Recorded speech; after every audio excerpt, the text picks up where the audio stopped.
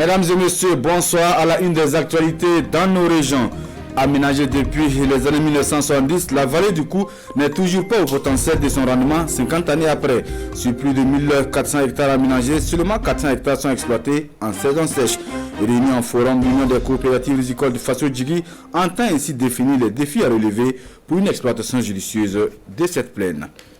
Le projet de promotion de la gestion des menstrues passé à la loupe par les acteurs et les partenaires. Un programme qui aura permis de dispenser des modules de formation à des milliers d'élèves sur la gestion des règles au cours de l'année scolaire 2019-2020. 175 écoles primaires, 25 établissements post-primaires dans les régions de Cascades et du Sahel ont ainsi bénéficié de ce projet. Mesdames et messieurs, bonsoir et merci de nous suivre. Cela dit, 1970-2020, voilà 50 ans que la plaine rizicole de Bama a été aménagée. En marge de la commémoration de ce jubilé d'or, l'Union des coopératives rizicoles Faso Djigui a tenu un forum mercredi dernier, une rencontre pour ainsi faire le bilan de ces 50 ans de gestion de la plaine, mais également envisager des perspectives. Le résumé de Drissa Traoré et Karim Sissé. Sur les 1260 hectares que compte la superficie de la vallée du Cou, à peine 400 sont exploités en saison sèche. À cela s'ajoute la baisse du rendement. Une situation qui, selon les riziculteurs, serait liée au manque d'eau pendant la saison sèche pour irriguer de façon adéquate le périmètre. Et à ce forum commémoratif des 50 années d'existence de la vallée du Cou, l'Union de coopératives rizicoles Faso Djigui entend dégager les défis à relever afin de redonner à la plaine de Bama son lustre d'antan. Nous avons vu que la plaine a connu des périodes très importantes où on pouvait produire jusqu'à 8 tonnes, 10 tonnes par hectare. Mais aujourd'hui, cette plaine n'arrive pas à faire ce travail-là. C'est-à-dire qu'aujourd'hui, on produit à peu près 5 tonnes. Vous voyez. Donc il faut travailler à remonter la pente.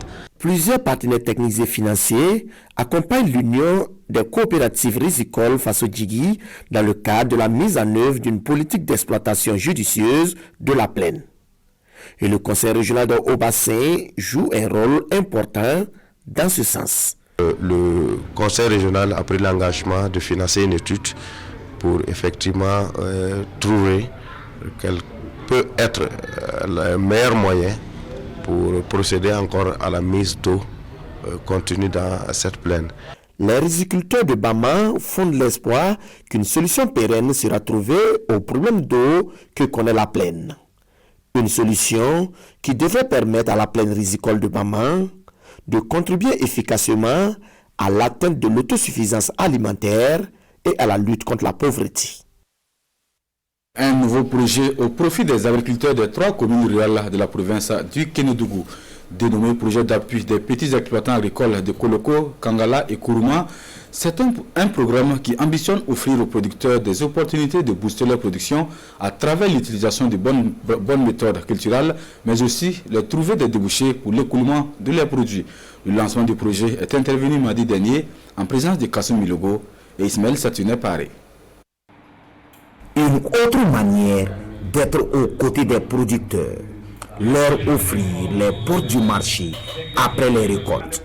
C'est cette assurance que le PAPEA 3K, le projet d'appui des petits exploitants agricoles, donne à ses agriculteurs de Koloko, Kangala et Kourouma à cette cérémonie de lancement de ses activités.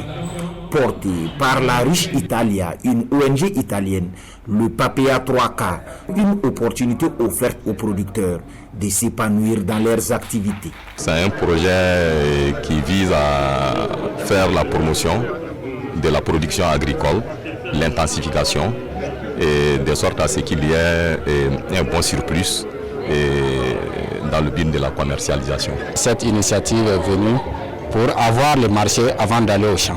Le ministère, avec l'appui de l'AFD, l'Union européenne et la KfW, a mis en place ce projet pour faciliter l'accès au marché pour nos vaillants producteurs.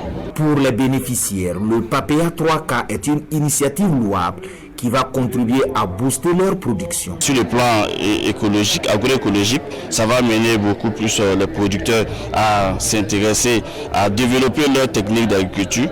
financé à environ 398 millions de francs CFA par le pacte, le projet d'agriculture contractuelle à la transition écologique. Le PAPEA 3K a vu le jour en février dernier et a une durée de vie de 3 ans. Ce projet concerne 3500 producteurs qui auront à la fin de leur récolte des contrats de vente avec la SONAGES. L'agroalimentaire, les bâtiments et travaux publics, l'énergie solaire, la transformation des déchets plastiques n'ont plus de secret pour 160 jeunes de la région du Nord. Des connaissances acquises après 2 semaines de formation, ces apprenants ont reçu leur parchemin le 10 décembre dernier en présence de Abbas Traoré et Alidou Alain Savadogo. De la confiture, des jus et des biscuits fabriqués à base de produits locaux. Une production de Zalissa Ouedraogo. En 2 semaines de formation, elle a renforcé ses capacités dans la transformation des produits locaux. Dans la première semaine, c'était le cours théorique. Dans la deuxième semaine, il y avait la formation pratique, dans laquelle on nous a appris à faire ces différents produits que vous voyez. Je compte faire une entreprise, en tout cas créer une entreprise là où je recruterai plusieurs jeunes qui vont aussi en profiter. Tout comme Zalissa, ils sont environ 160 jeunes venus des communes de Boussou, de Goursi et de Wayouguya à bénéficier de cette formation en agroalimentaire, le bâtiment et travaux publics, l'énergie solaire et la transformation des déchets plastiques. Une initiative du projet Jeunes au Centre pour soutenir la politique d'emploi en faveur des jeunes. Nous allons les permettre, après cette formation, de renforcer leurs capacités en termes de montage de projets, en termes de réalisation de plans d'affaires et en termes de gestion même en éducation financière. Le projet Jeunes au Centre est financé par des collectivités italiennes des régions de Piémont et de Toscane. En plus des 3 communes de la région du Nord, le projet intervient dans l'arrondissement 5 de Ouagadougou, à Banfora et à Ziniare. Dans l'actualité ce soir, le mardi 15 décembre dernier, s'est ouvert ici à Ouagadougou un atelier de concertation sur le projet Youth Power Burkina, initié par l'Association des jeunes pour le développement durable au Burkina. C'est une rencontre pour faire le bilan de la 2e phase du projet qui arrive à son terme. Une occasion également pour les participants venus de divers horizons de formuler des recommandations. On en sait davantage avec Gérard Sommet et Vincent Tchendrepego. Faire des jeunes et des femmes le véritable levier du développement au Burkina Faso, c'est tout le sens de cet atelier de concertation. L'Association des jeunes pour le développement durable du Burkina Faso, en présentant son rapport sur la 2e phase du projet Youth Power Burkina Faso, plaide pour une meilleure prise en compte des jeunes dans la gouvernance locale et dans les partis politiques. Le premier rapport était sur la situation de la présence des jeunes de la gouvernance nationale, locale et des partis politiques. Et ce rapport-là avait fait ressortir que moins de 20% de jeunes sont responsabilisés dans les différents partis politiques et au niveau des différentes communes. Le projet Youth Power Burkina, au dire de ses responsables, a permis d'appuyer des communes du Burkina Faso pour la mise en place de stratégies communales de développement, d'outils de planification ainsi que la mise en œuvre de campagnes de leadership féminine, entre autres activités. Le levier à actionner, c'est le levier politique. Et les acteurs politiques doivent ensemble comprendre qu'en réalité, sans les jeunes et les femmes, le Burkina Faso ne pourra pas se développer parce que la gouvernance ne sera pas suffisamment inclusive. Plusieurs communes du Burkina Faso, dont celle de Koudougou, Korsimoro, Gawa et l'arrondissement 4 de Ouagadougou, sont les bénéficiaires de ce projet. L'association promet maintenir le cap pour relever les défis de développement au Burkina Faso. Et de son côté, l'ONG WaterAid passe en revue les activités 2019-2020 de son projet de gestion des menstrues en milieu scolaire. Un projet mis en œuvre dans les régions du Sahel et des Cascades, un bilan jugé satisfaisant au regard des résultats atteints. Des recommandations ont surtout été formulées pour pérenniser les acquis du projet. Suleiman Konda et Lazare Sanou pour le compte-rendu. De cet atelier bilan et de capitalisation du projet gestion hygiénique des menstrues en milieu scolaire 2019-2020, des acquis sont à noter avec l'accompagnement de UNICEF à hauteur de plus de 492 millions de francs CFA. L'engagement des plus hautes autorités, comme le gouverneur, comme les maires qui sont là, les élèves eux-mêmes, à travers ce projet, il y a aujourd'hui des modules de formation. Il y a également en fait les 113 établissements au niveau régional aujourd'hui, que ce soit les élèves, les enseignants, ont aujourd'hui des capacités pour en fait promouvoir la gestion hygiénique des menstrues. Les objectifs sont atteints, cependant, les bonnes pratiques, elles doivent être pérennisées. Que ce travail-là soit multiplié, que ce travail-là soit dupliqué pour faire en sorte que toutes nos jeunes filles, toutes nos jeunes femmes puissent en bénéficier.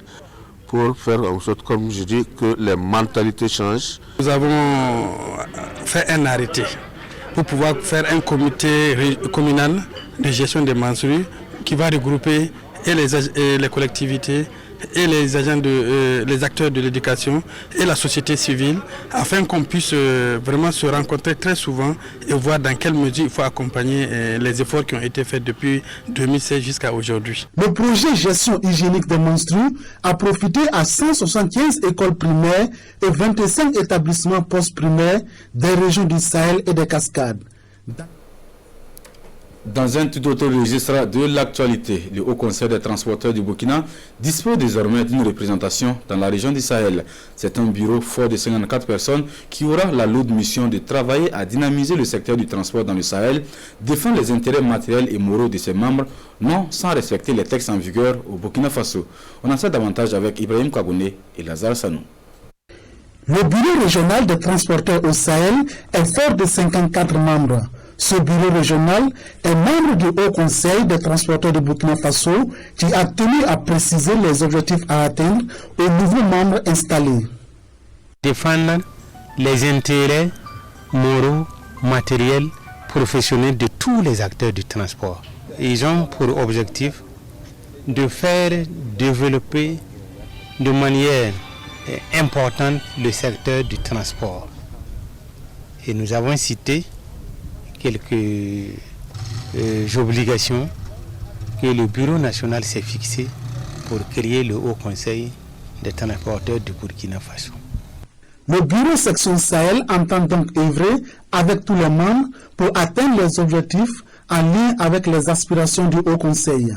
Nous allons œuvrer de tous les moyens pour qu'ensemble nous puissions quand même faire tout ce qu'on pourra faire au nom des transporteurs et même aller au niveau national pour aboutir vraiment à des études et voir la faisabilité, comment chez nous aussi nous allons nous développer dans le domaine du transport.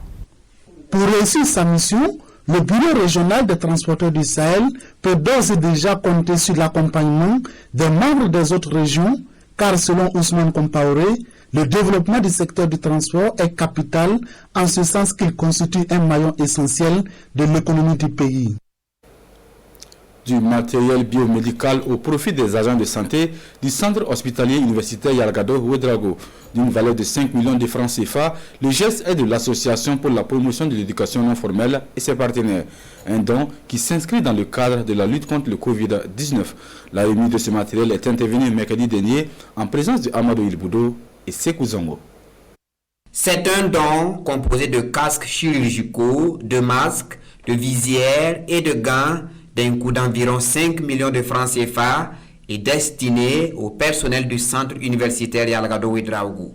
L'œuvre est de l'Association pour la promotion de l'éducation formelle, APNF, et ses partenaires internationaux. C'est que l'hôpital Yalgado, c'est l'hôpital de référence. C'est le dernier recours dans notre pays. Et nous estimons généralement quand vous êtes trop grand aussi, comme on l'a dit chez nous, quand la mamie est trop grande, les gens ne gagnent pas assez à manger. Donc on se dit qu'au niveau de l'hôpital, ils n'ont pas assez de moyens. Donc il faut que nous apportons notre petit soutien pour aider le personnel dans ce cadre. Selon le directeur général du centre universitaire Yalgado-Ouedraogo, ce matériel de protection va permettre aux agents de travailler dans la sérénité. C'est les mesures de prévention de la maladie, peut-être qui ne sont pas entièrement optimales.